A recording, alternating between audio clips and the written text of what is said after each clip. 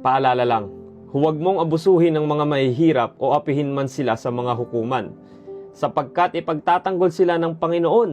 Ano man ang gawin ninyong masama sa kanila, ay gagawin din niya sa inyo.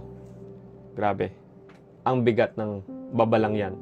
O, hindi lang sinabi doon sa verse na yon na huwag mong apihin ang mahihirap. Sinabi doon, kapag inapi mo ang mahihina, Diyos mismo ang makakalaban mo. It is a fearful thing to fall into the hands of the living God. Kasi may mga taong walang kakayahang ipagtanggol ang sarili nila. Pero, meron silang Diyos na hindi natutulog.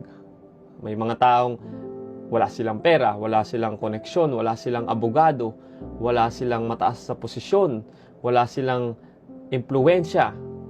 Pero, meron silang Panginoon. Kaya kapag ang isang makapangyarihang tao ay ginagamit niya yung power at yung yaman niya para mang-api ng mga taong mahihina, ang Diyos mismo ang nagiging tagapagtanggol ng naaapi. Kaya mga kapatid, paalala lang, huwag maging dahilan ng pagluha ng mga mahihina.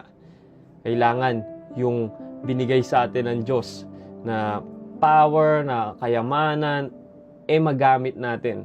Tayo ang maging kamay ng Diyos para makatulong sa iba. Kasi at the end of the day, hindi naman itatanong sa iyo ng Diyos kung gaano kadami ang pera mo. Ang itatanong niya sa iyo kung ano ang ginawa mo sa kapangyarihan, sa kayamanan na ipinagkatiwala niya sa iyo.